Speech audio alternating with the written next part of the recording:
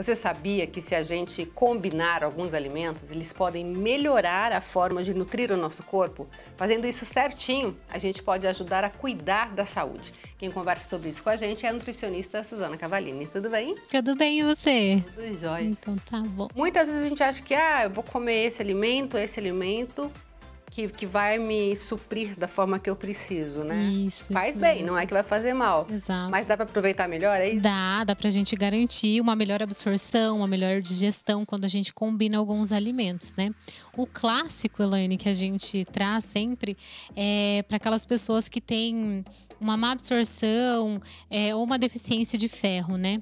Que é o famosinho lá que dá anemia nas pessoas, né? E tem pessoas que têm essa predisposição, então elas precisam estar mais ligadas no quesito absorção de ferro, né?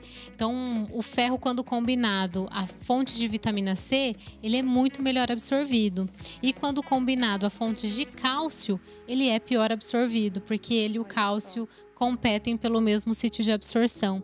Então, são alguns macetinhos que a gente pode usar para otimizar e evitar, né, o máximo possível que esse nutriente seja mal absorvido.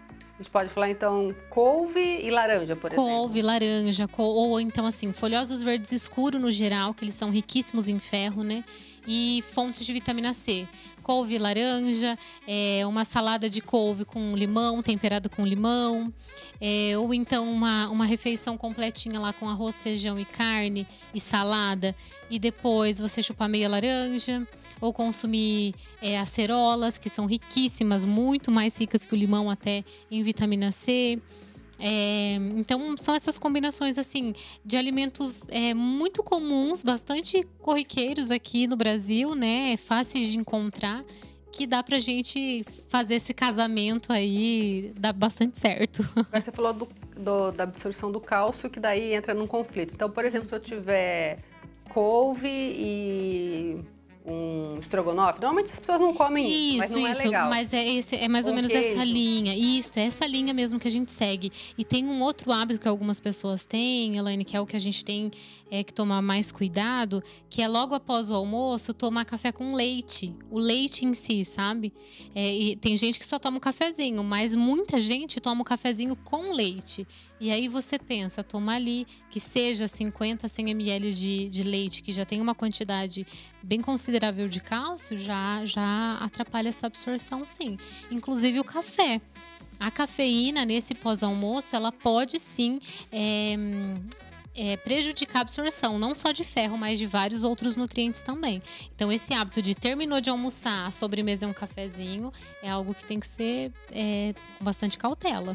E aí a gente começa a pensar, depois de quanto tempo, então, eu posso tomar um leitinho com café ou eu posso tomar um café assim, para ficar no nível bom? Aí? Olha, se tiver com o esvaziamento gástrico, que a gente chama, então a velocidade que o alimento demora para sair do estômago estiver normal, de 40 minutos a 1 hora depois de uma refeição grande como o almoço, já pode consumir.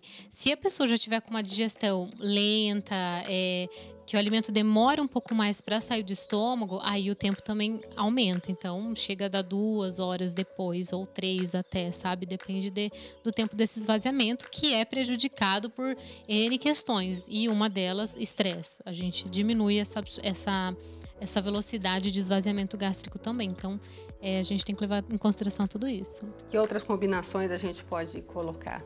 De nutriente, além da vitamina C e do ferro, eu gosto de falar eu não sei se você já ouviu, provavelmente, na verdade, você já ouviu falar, e quem está em casa também, mas está bastante em alta os shots antioxidantes, onde se coloca a cúrcuma, que é aquela... Tem gente que conhece como açafrão da terra, aquela raizinha bem amarela, que é uma tinta, que é uma especiaria, quando a gente usa na cozinha, bem amarela.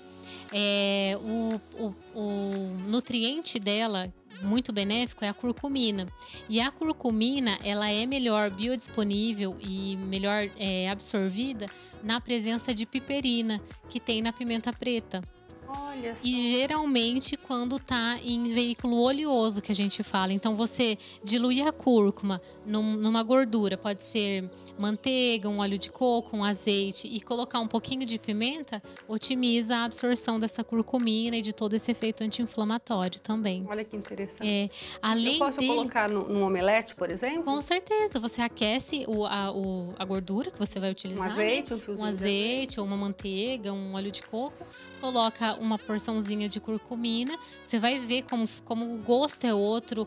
A gente chama, na medicina indiana, a gente fala de ativar a especiaria, sabe? Olha então só. você ativa ela nesse meio gorduroso e depois coloca um pouquinho de pimenta e depois coloca o ovo. O sabor é outro. Olha só. E a cor também. Que receita boa.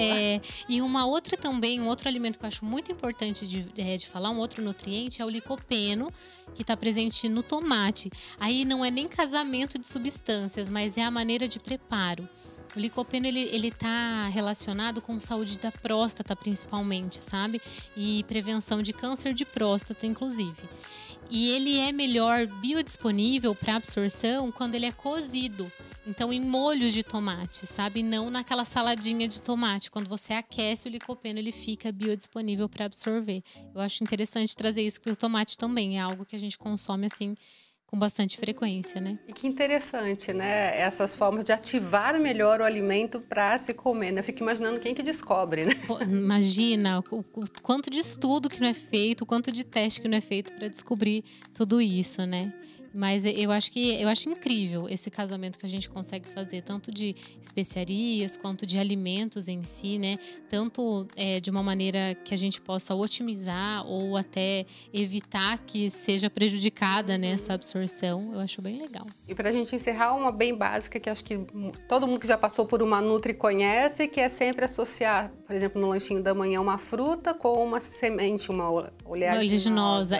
Essa entra, Elaine, pra gente melhorar tanto, na verdade, aumentar o tempo de saciedade e diminuir o pico de glicemia. Então, quando a gente associa um óleo com um carboidrato, a gente lentifica a absorção desse carboidrato e, consequentemente, a gente prolonga o tempo de saciedade dessa pessoa. Porque o carboidrato, ele tem o açúcar, né, em si, ele tem uma velocidade de absorção muito, muito rápida. A digestão começa na boca, ele é rapidamente digerido no estômago e já absorvido. A gordura, a proteína, a fibra já não. São nutrientes que exigem mais do nosso corpo. Então, a digestão daí já é feita no estômago e no intestino, na primeira porção ali do intestino. Então, quando você associa, você atrapalha, só que essa maneira de atrapalhar vem como benefício também para a pessoa que está consumindo. Esse é um macete muito de nutricionista mesmo. Então, além das boas escolhas, saber preparar também. Exatamente. Saber consumir é o segredo. Procure sempre uma nutricionista que ela vai te dar boas dicas. Olha lá. Obrigada. Imagina. Viu?